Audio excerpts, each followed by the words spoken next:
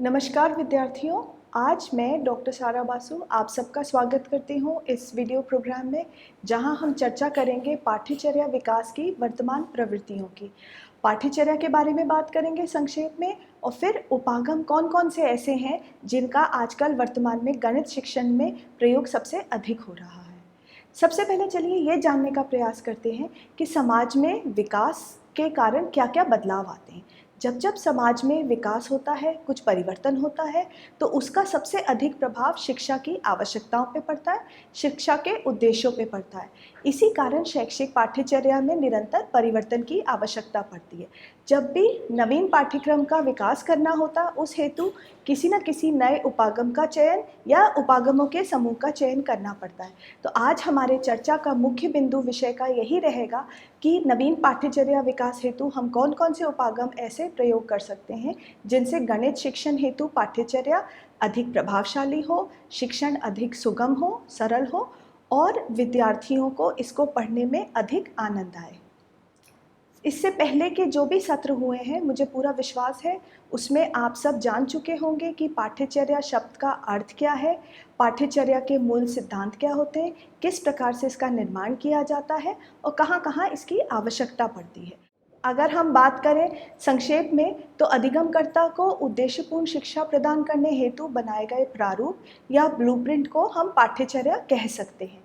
जितनी भी पाठ्य वस्तु है, अधिगम अनुभव हैं, मूल्यांकन विधियां हैं, सहायक सामग्री है, वह सब मिलके एक साथ पाठ्यचर्या का अंग होते हैं। अगर हम बात करें इनको निर्माण करने की, तो इन्हें निर्माण करने के लिए किसी एक दृष्टिकोण विशेष की आवश्यकता होती है, जिसे हम तकनीकी रूप से उपागम कहते हैं। उपागम शब्द का अंग्रेजी रूपांतरण अप्रोच है, यानी किसी कार्य को करने के तरीका या विधि। अगर इसको हम तकनीकी रूप से कहना चाहें तो एक दृष्टिकोण जिसके आधार पे पूरी पाठ्यचर्या विकास की प्रक्रिया निर्भर करती है। आज के इस चर्चा का जो विषय है वो ये है कि पाठ्यक्रम विकास के लिए कौन कौन से उपागम हैं जो गणित शिक्षण को अधिक प्रभावशाली बनाएंगे।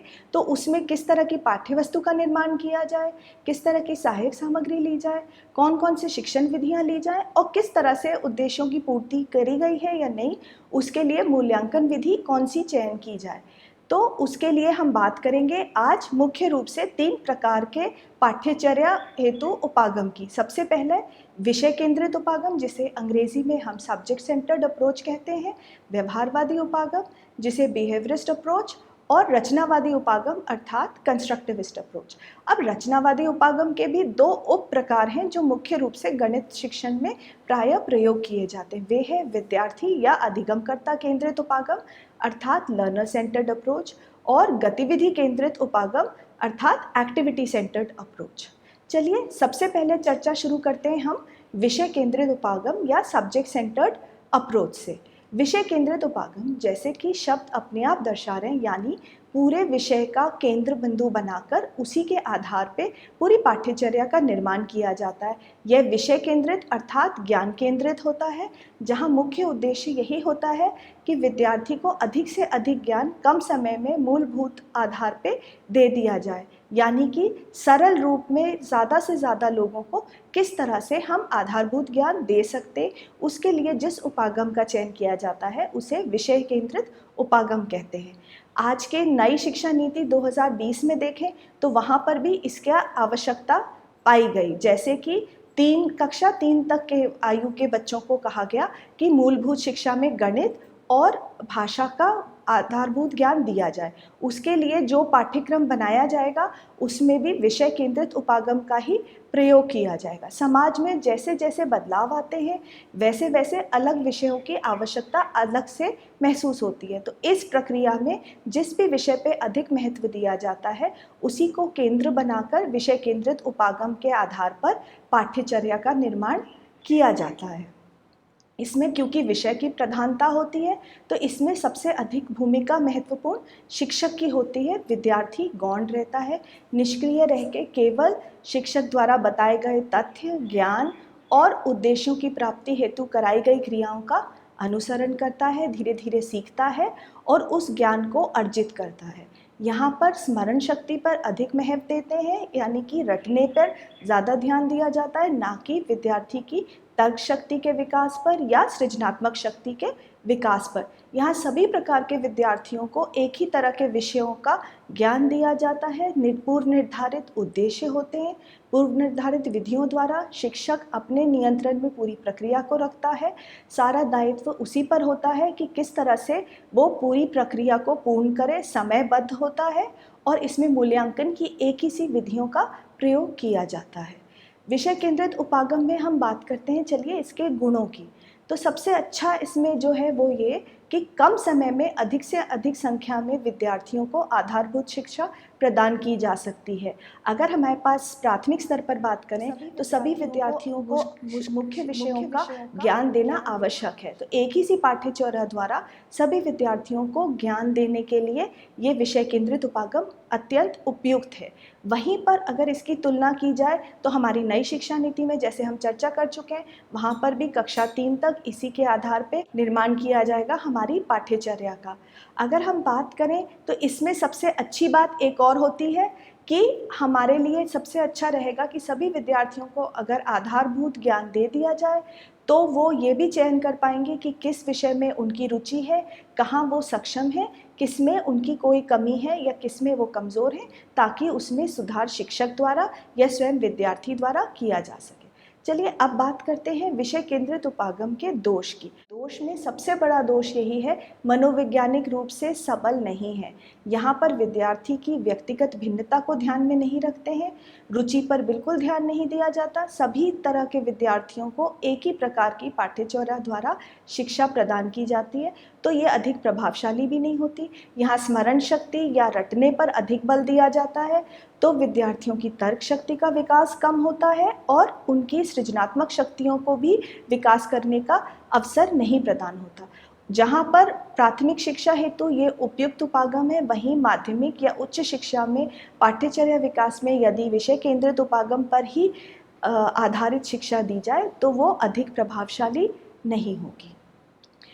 चलिए अब हमने देख लिया कि विषय केंद्रित उपागम की क्या विशेषताएं हैं, क्या गुण हैं और क्या दोष हैं। अगला हमारे लिए जिसका चर्चा का विषय रहेगा व्यवहारवादी उपागम या बिहेवियरिस्ट अप्रोच। बिहेवियरिस्ट अप्रोच व्यवहारवाद पे आधारित है। व्यवहारवाद एक ऐसा दर्शन है जो मानता है कि कोई भी बालक अपने आसपास के वातावरण से प्रभावित होकर अपने आप स्वयं व्यवहार में परिवर्तन लाता है। तो यहाँ व्यवहारवादी उपागम में भी यही माना जाता है कि यदि विद्यार्थी को अनुकूल वातावरण दिए जाएं और आपके आसपास के अनुभव अधिगम ऐसे हों कि विद्यार्थी स्वयं अपने व्यवहार में कुछ न कुछ परिवर्तन, वांछित परिवर्तन प्रदर्शित करेगा।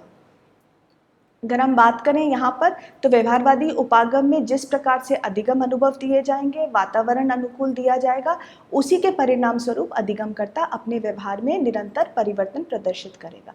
इस तरह के अनुकूल वातावरण प्रदान करने का कार्य और इसके साथ साथ उसको अधिगम अनुभव देने का कार्य शिक्षक करता। अर्थात यहाँ पर फिर से विद्यार्थी को हम देखते हैं कि वो गौण स्थान पे है और आपका शिक्षक जो है वही महत्वपूर्ण स्थान लिए हुए है, पूरे प्रक्रिया को वही नियंत्रित कर रहा है। उसी के द्वारा ये चयनित होता है कि किस प्रकार के अधिगम अनुभव दिए जाएं, किस प्रकार के तथ्य बताए जाएं, कौन से सिद्धांत और किन विधियों का प्रयोग किया जाए।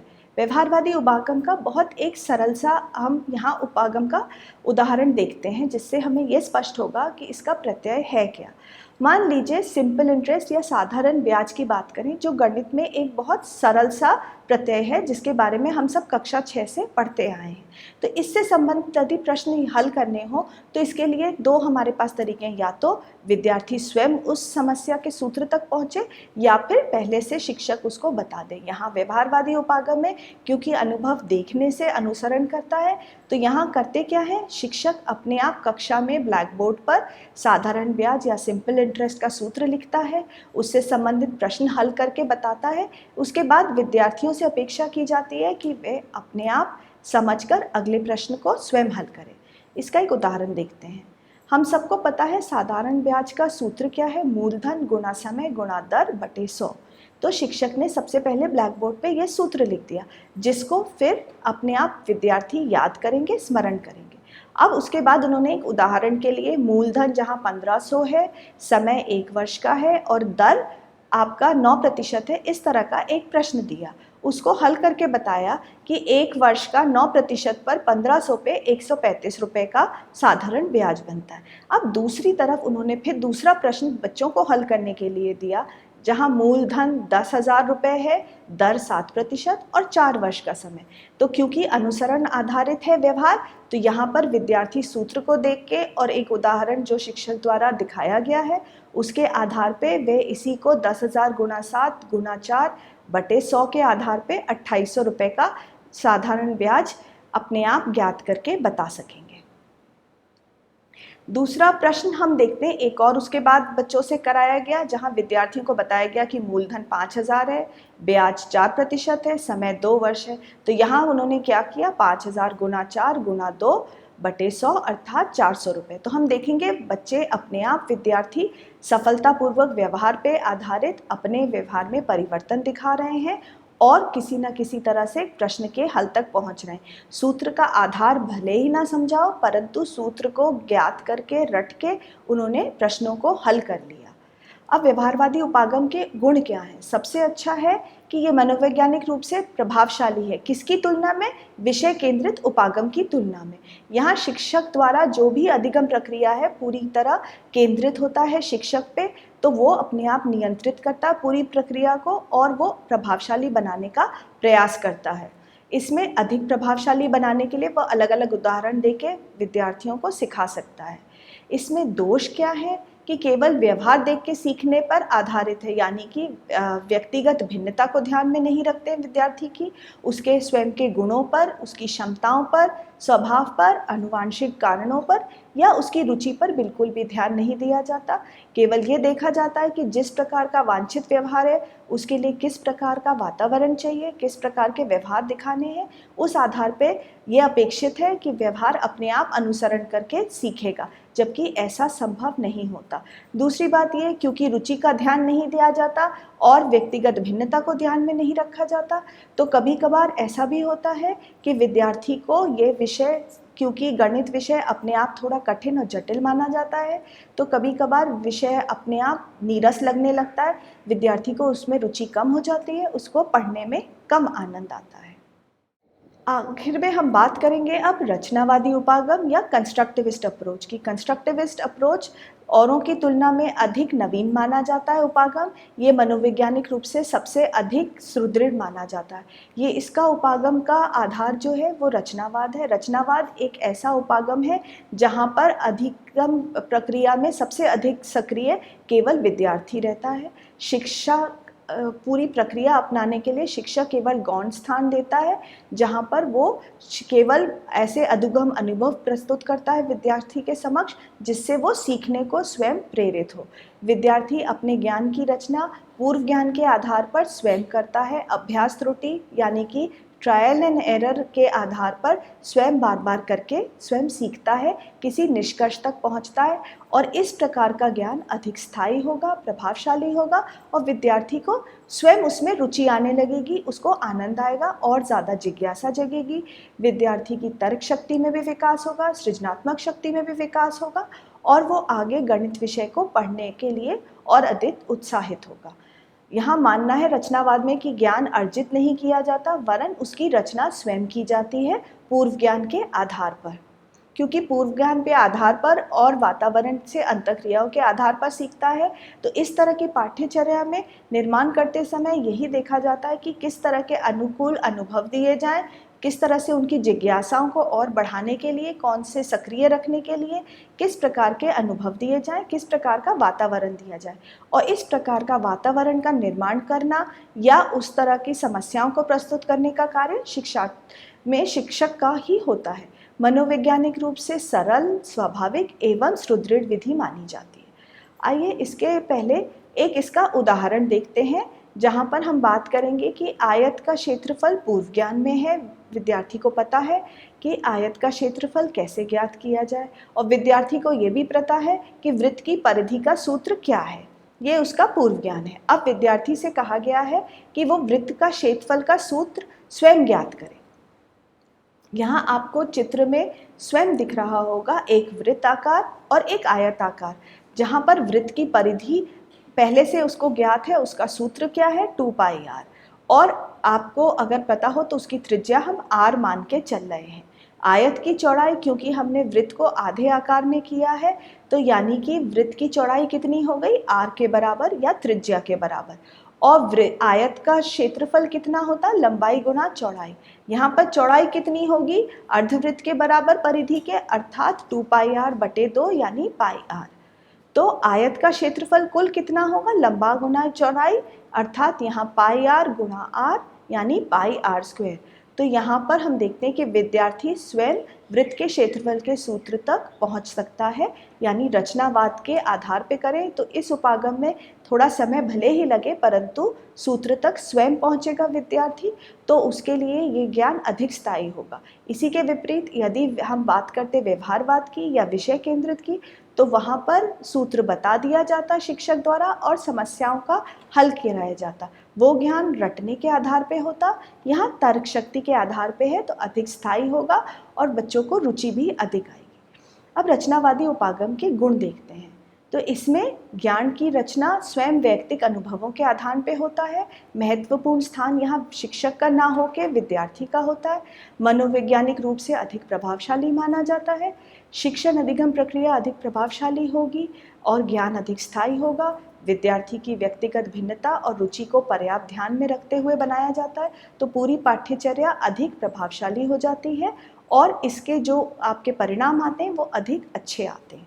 अब इनके दोष क्या हैं, इतना अच्छा है तो इसी का प्रयोग क्यों नहीं किया जाता। तो सबसे बड़ी इसमें जो त्रुटि है या इसका दोष है वो ये कि समय बहुत अधिक लगता है। आपने अभी उदाहरणों में भी देखा, बाकी दोनों में यानी विषय केंद्रित उपागम में और हमने व्यवहारवादी उपागम में क्या किया, सूत्र बता दिया, ज्ञान बता दिया और सिद्धांत बता दिए, हल करके उदाहरण दे दिए, फिर विद्यार्थी से कहा कि उसका अनुसरण करके अपने आप समस्याओं को हल करें। इसके विपरीत यहाँ रचनावादी उपागम में विद्यार्थियों से स्वयं निष्कर्ष तक पहुँचने के लिए स्वतंत्र रखा गया, तो यहाँ पर समस्या का समाधान करने में बहुत अधिक समय लगेगा। रुचि होगी, आनंद आएगा, परंतु समय बहुत अधिक लगेगा। अर्थात अध्ययन करते करते पूरा विषय पूरा करने में समय अधिक लगेगा। और क्योंकि शिक्षक का स्थान यहाँ गौण होता है, वो केवल सहायक के रूप में होगा, तो वो नियंत्रित नहीं कर सकता पूरी प्रक्रिया को। कभी कभार भटकाव की भी संभावना रहती है। साथ ही साथ क्योंकि यहाँ हम व्यक्तिगत भिन्नता को ध्यान में रख रहे हैं, तो हर किसी का सीखने का दर अपना होगा, तो मूल्यांकन प्रक्रिया भी जटिल हो जाएगी, अधिक समय लगेगा और सबको एक समान तुलना करना कठिन हो जाएगा। अब बात करें पाठ्यचर्या विकास के रचनावादी उपागम पर आधारित दो और उप प्रकार हैं उपागम जो हम बात करते हैं, विद्यार्थी या अधिगमकर्ता आधारित उपागम और दूसरा गतिविधि केंद्रित उपागम, लर्नर सेंटर्ड अप्रोच या एक्टिविटी सेंटर्ड अप्रोच। ये दोनों भी अपने आप रचनावाद के ही आधार पे बने हैं और दोनों बहुत प्रभावशाली माने जाते हैं। अगर हम बात करें गणित शिक्षण के परिप्रेक्ष्य में, तो इनका बहुत अध्ययन प्रयोग किया जाता है आजकल। तो सबसे पहले बात करते हैं लर्नर सेंटर्ड अप्रोच की या विद्यार्थी केंद्रित उपागम की। तो इसका आधार रचनावाद है। यहाँ महत्वपूर्ण भूमिका में अधिगमकर्ता या विद्यार्थी स्वयं रहता है। शिक्षक केवल गौण स्थान लेता है सहायक के रूप में।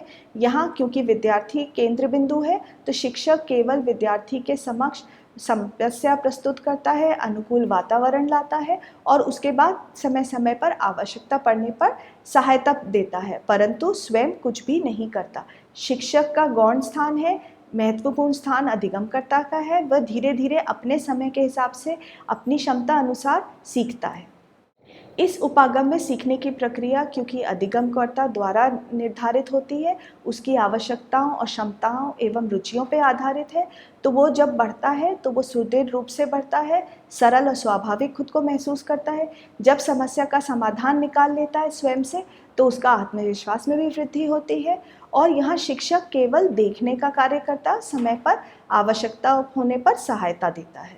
इसका एक उदाहरण देखते हैं, बहुत सरल सा। जब भी इस तरह की समस्याएं आती हैं तो वहाँ पर सबसे ज़्यादा क्या लाभ होता है, क्योंकि विद्यार्थी स्वयं कर रहा है तो एक ही समस्या के अनेकों हल अलग अलग विद्यार्थी निकाल सकते, कोई सही या गलत नहीं होगा, क्योंकि गणित में एक ही समस्या के अलग अलग विधियों द्वारा भी हल निकाले जा सकते हैं। इसका एक उदाहरण देखिए आइए।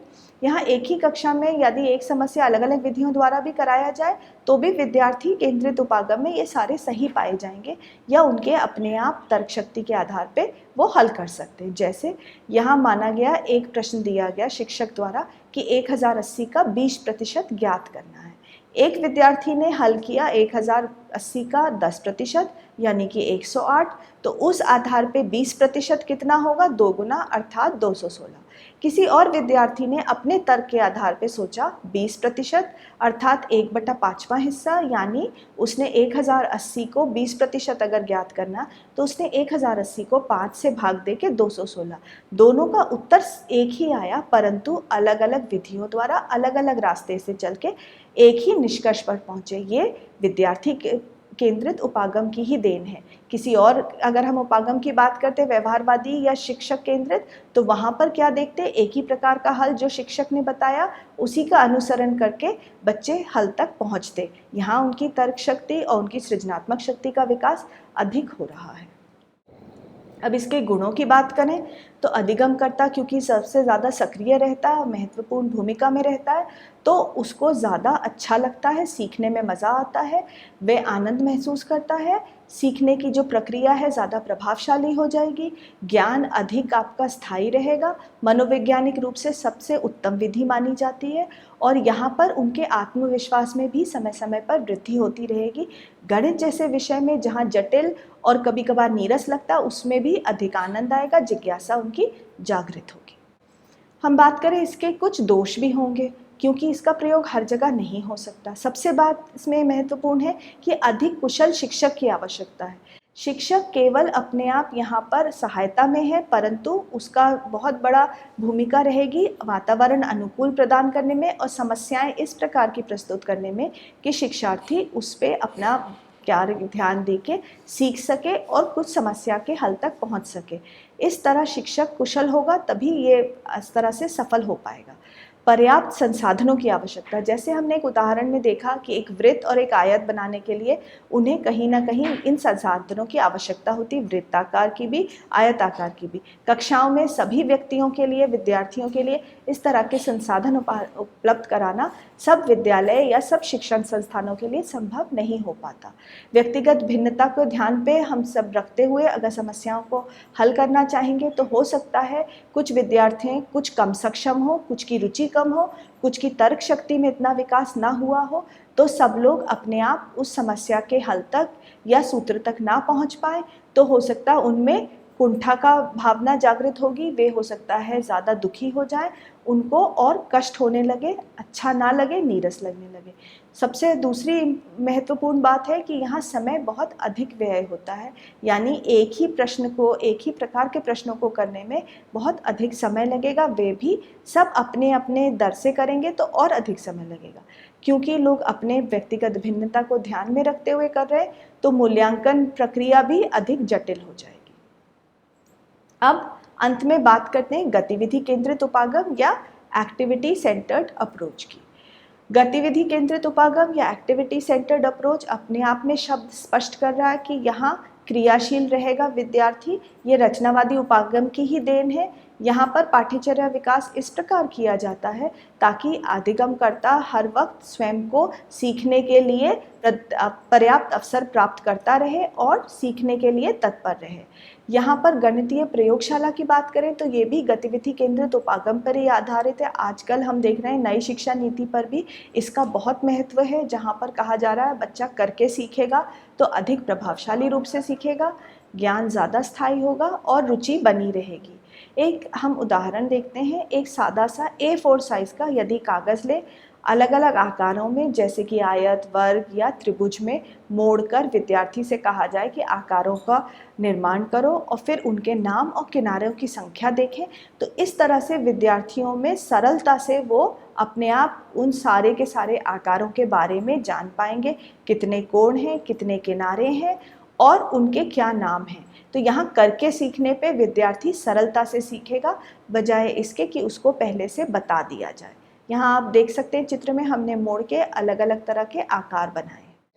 गतिविधि उपागम के क्या क्या गुण होते हैं? अधिगमकर्ता यहाँ क्रियाशील रहेगा, तो उसकी क्रियात्मक सृजनात्मक शक्ति का विकास होता रहेगा, तर्क शक्ति का विकास होगा।